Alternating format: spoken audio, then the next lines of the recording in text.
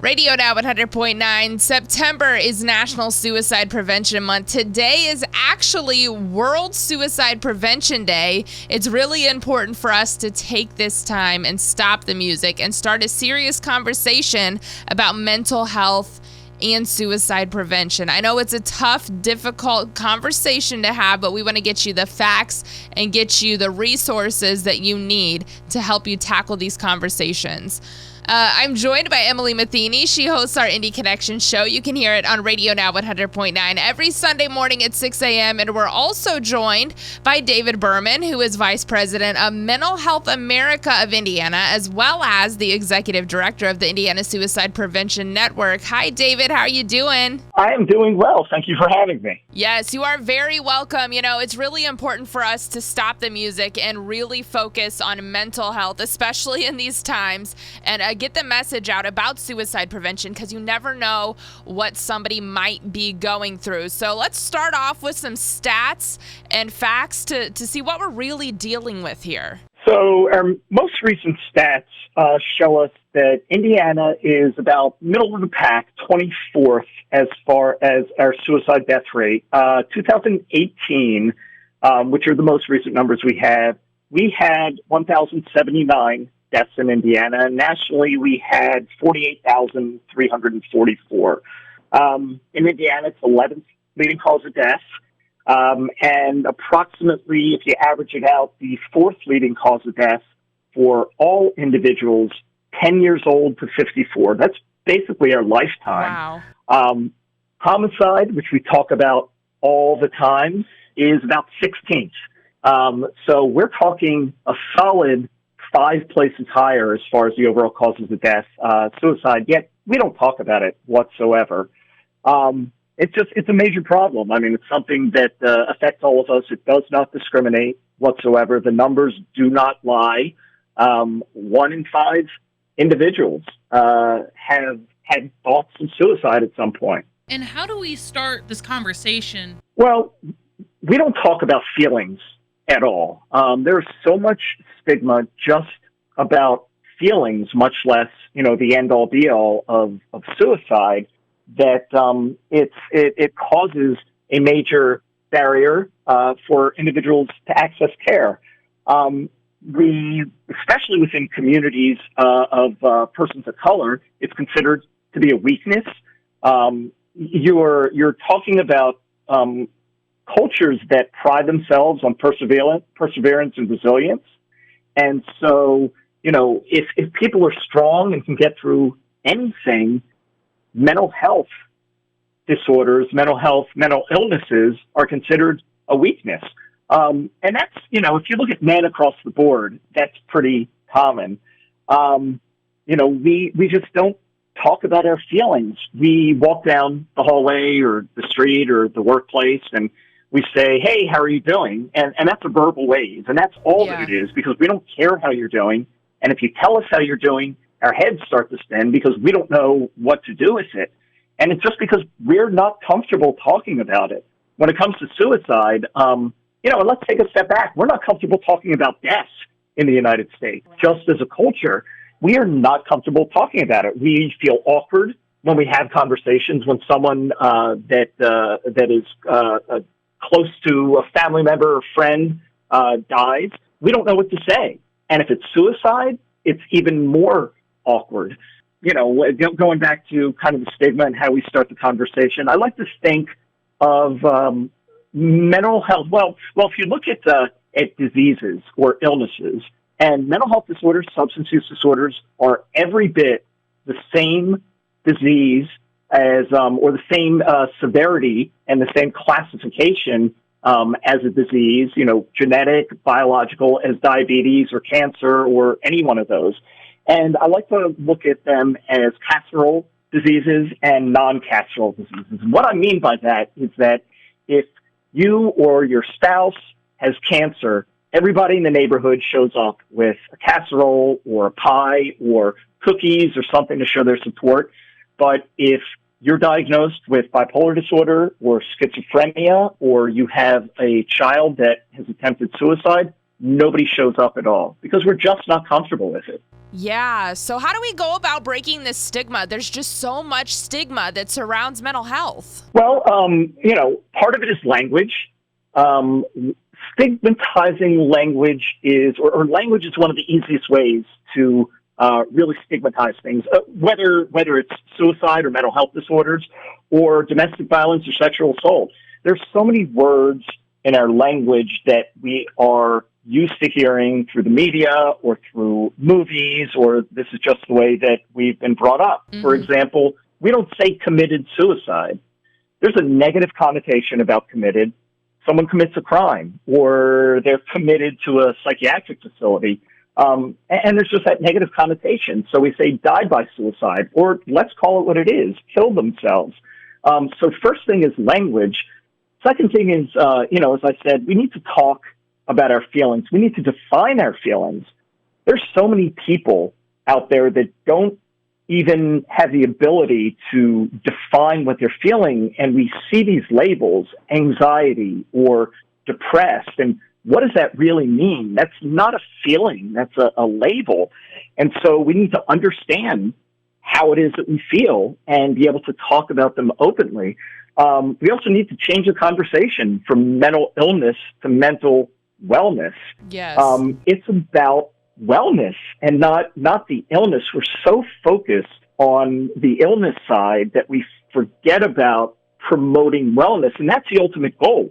The ultimate goal is that we kind of do this upstream prevention approach and ensure that people have the supports that they need. They have the resources, they have the tools that they can be mentally well rather than focusing on the illness. The mental illness has such a negative connotation as opposed to the goal, the aspiration of being mentally well. And how do we start changing these words? Where can we learn the best ways to start using our words and finding a way to actually express how our feelings make us feel? So that's an interesting question. And I guess there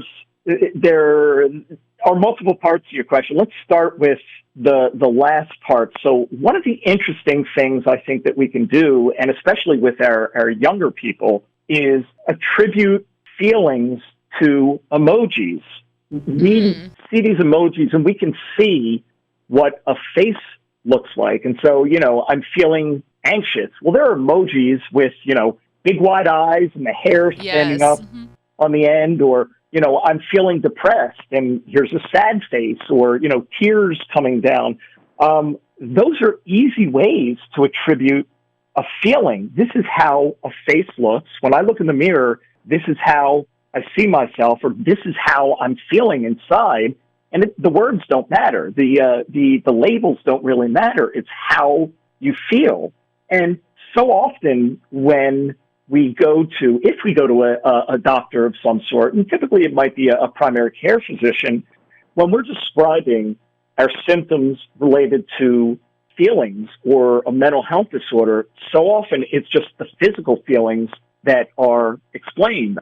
I'm really tired. I have been experiencing stomach pains. And that could be mislabeled or misdiagnosed, easily misdiagnosed as some sort of physical ailment, rather than saying something that's attributed to those feelings. I am sad all the time. I feel like I want to cry. I try to get out of bed in the morning and I just can't do it because I don't want to do anything. I mean, those are things attributed to feelings and not that physical side. And so just kind of calling it what it is and describing it from that feeling standpoint rather than either the label or the physical standpoint. So how do we go about helping those that might be struggling? Well, again, we need to openly talk about it.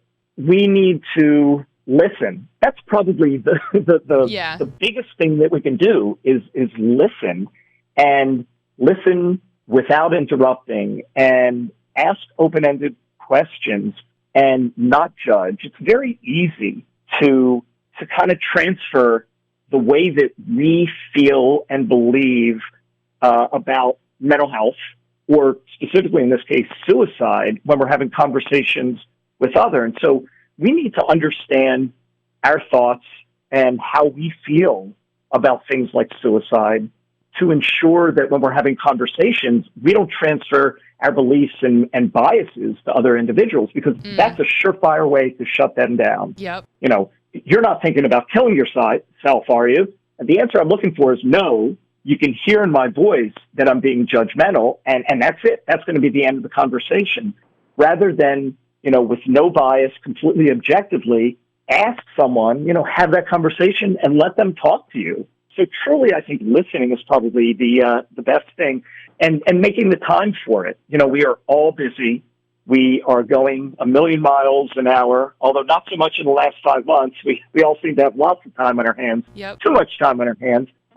But make the time for it. I mean, make the time, take the time, and listen openly. And what if, as I'm starting this conversation and I'm listening, and I realize that I don't have the tools to be able to help this person? What can I do? So that brings up a great point. There's something called QPR, Question, Persuade, and Refer, which is a gatekeeper training. And what I mean by gatekeeper is you as a gatekeeper may be the door that an individual goes through to access care. You may be the only person that someone has ever talked to because you're the only person that's ever asked them the question. You may be the only person that has the ability to give them resources. And so openly having that conversation, and again, that's something that you will learn through QPR. It's a great training, very brief, under 2 hours. It's something that everybody should take.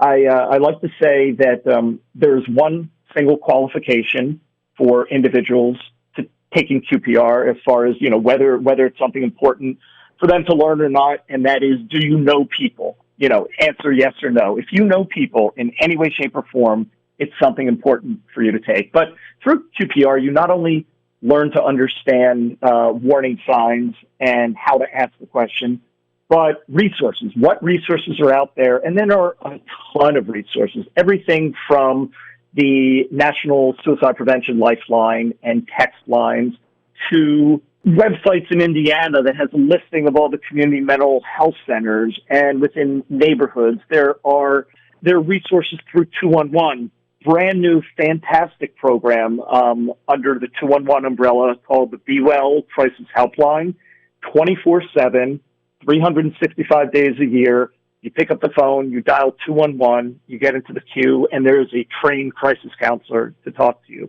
about anything you want, how you're feeling, anything that you can imagine, completely anonymous. Lots of things like that out there. So there's something else called Look Up Indiana, which is a website that has, by zip code, all the mental health resources and substance use resources within your community. A lot of things out there. The internet is a phenomenal place. And the easiest way, in my mind, is sometimes just to Google it. Lots and lots of stuff out there. We do have a tab on our website, right? Yes. Actually, it's at radionowindy.com. If you go to the homepage, click on News and Features, there's actually a mental health and suicide prevention tab, and it will direct you to a list of resources. And we'll actually have a list of all of the resources we talk about today posted under that tab. Again, that's on our website at radionowindy.com. Click on the News and Features tab, then you'll see the Mental Health and Suicide Prevention tab. A question I had for you, I kind of wanted to backtrack to the QPR training. Are there specific things that we should say or should not say? So we sort of talked about some of them already. You know, we don't want to say commit suicide. We don't want to be, use that judgmental tone. You're not thinking about suicide, are you? You would never do anything stupid like that. Again, that's taking our feelings and our biases and kind of transferring them onto somebody else. There are ways of asking the question. My favorite, I guess, a way to ask the question is after we've actively listened to someone and we're hearing what they're saying. And again, through QPR, you learn to recognize warning signs, things people say, things that they do, feelings that it appears that they have, behaviors. And when someone is telling you something, the easiest way in my mind to ask that question is just to repeat back to them what you heard. Hey, I took this QPR training where you learn about some of the warning signs related to suicide. And what I've heard you say is that, you've been depressed, you're feeling really, really down, you're having trouble sleeping. You told me that your spouse is considering divorcing you. You're worried about your job. Sometimes when people are going through some of those things, when they're feeling that way, when they have some of those experiences, they think about suicide. Are you thinking about suicide? In that way, you're not making any sort of judgment. Mm-hmm. You're not perceiving anything. You are just taking facts that you have learned, things that are warning signs related to suicide, repeating back exactly what someone just told you and asking them that question. It's a very simple way because there is no judgment call on your part. I like that as far as having that conversation. With kids, another easy way to ask the question is, have you ever wanted to go to sleep and not wake up? Oh. Very simple way. It's very, it's a little more indirect, but it's a softer way to have that conversation. Mm-hmm. And many of us at some point may have thought about, hey, I wish that it's been a rough week, a rough month. 2020 has just been horrible. I just wish I could go to sleep, and it wasn't there anymore. And for most of us, we wake up the next day and feel much better. But some of us, that means that we're thinking about suicide. And again, especially with youth, that's a very simple, very soft way to ask them. And then you can begin to probe a little more from there. So we talked about earlier the stigma attached to mental health, especially when it comes to discussing suicide.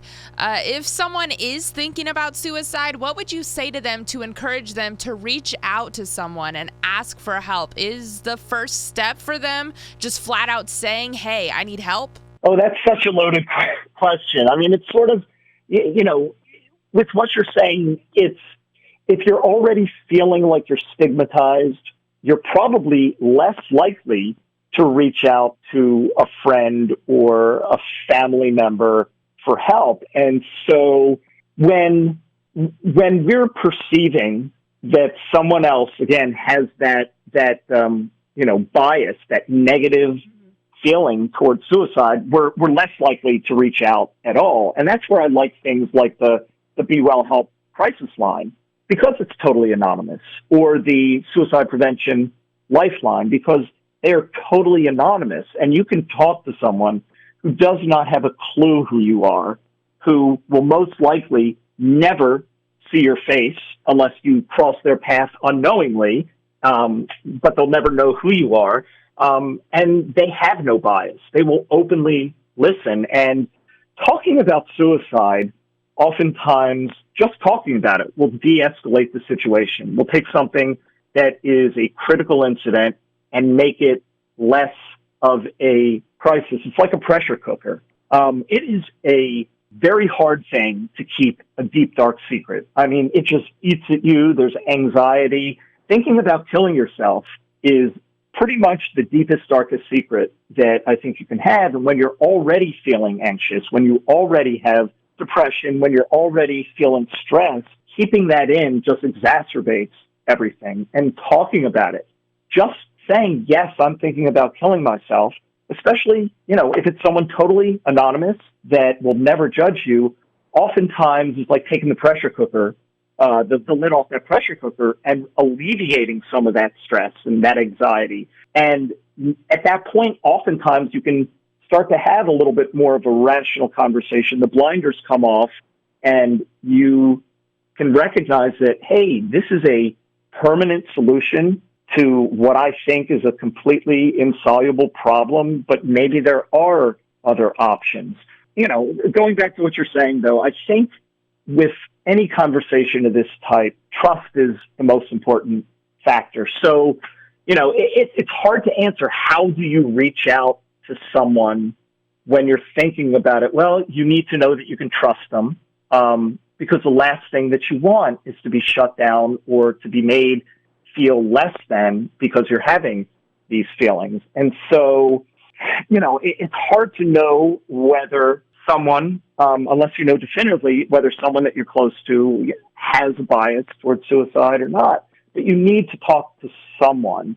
And so my thought would be, if you're uncertain, pick up the phone and dial 211 or dial the suicide prevention lifeline, because those folks there are trained to be crisis counselors. They're trained to be able to give you the resources that you need, and they are obviously going to be completely unbiased and caring. And David, could you give the National Suicide Prevention Lifeline? Yes. So the number for that is 1-800-273-8255. One more time, please. 1-800-273-8255. It is both in English and Spanish. I'll say it again, 1-800-273-8255 or 1-800-273-TALK. At some point in the near future, legislation was passed where it should transition over in, I think, the next 2 to 3 years, but that suicide prevention lifeline will be changed to 988.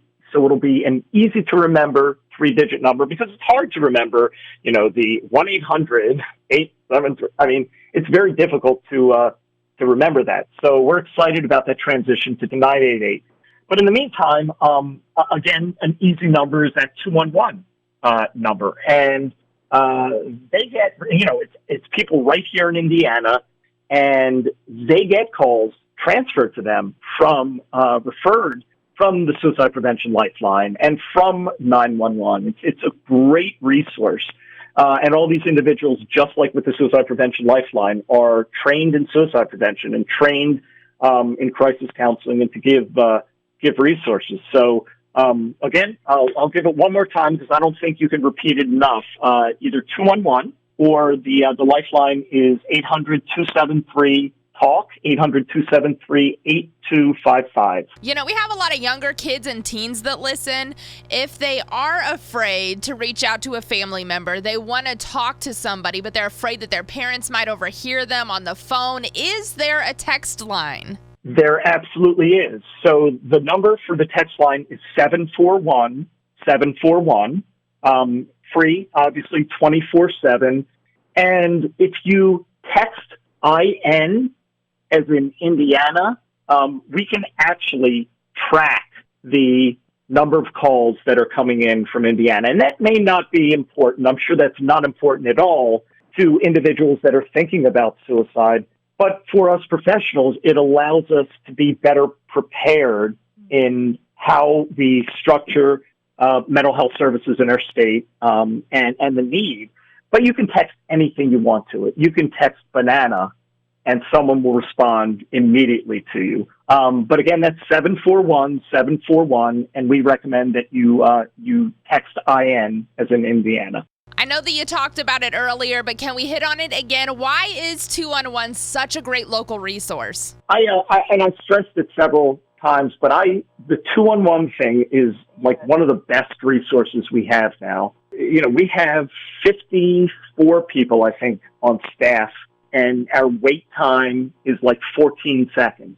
So, the last thing you want to do, and I mean, the Suicide Prevention Lifeline is awesome, but there's sometimes a little bit of a longer wait time. Calling 211, every single person there is local. They not only, when you look at suicide prevention and why people think about suicide, a lot of times it has to do with needs that they have, fears related to employment or financial or whatever. And the nice thing about 211 is the other side of 211 is all of those resources, things like food pantry or medical care or clothing or housing assistance. So you can kind of get that one-stop shop thing. So it's brand new. It's only been up and running about 6 weeks now, Oh, wow. But they're doing an amazing job. So I highly recommend it. And the coolest thing about it is it's literally 3 numbers. If you can't remember 211, then there's a problem there. Again, David Berman, Vice President of Mental Health America of Indiana, as well as the Executive Director of the Indiana Suicide Prevention Network. Thank you so much, David, for joining us today and educating us. We really appreciate you. Thank you. I appreciate it. Take care. Again, any of the information we covered today will be on our website at radionowindy.com. When you're on the homepage, just click on the News and Features tab, and you'll see that drop-down menu of mental health resources. Click on that. You'll have access to everything we talked about. You'll also be able to hear past Indie Connection shows that deal with mental health from Emily Metheny, and you'll also be able to catch all of my Coping with Quarantine series with my friend Dr. Kelsey Vasali. We had her on earlier. Again, radionowindy.com. When you're on the homepage, click on the News and Features tab. That drop-down menu will give you an option to click on the Mental Health Resources tab. And this does conclude our suicide prevention roadblock, but that does not mean the conversation needs to stop. So make sure you are having those conversations and you're doing your best to be a good listener, to be a good friend, and be kind to all.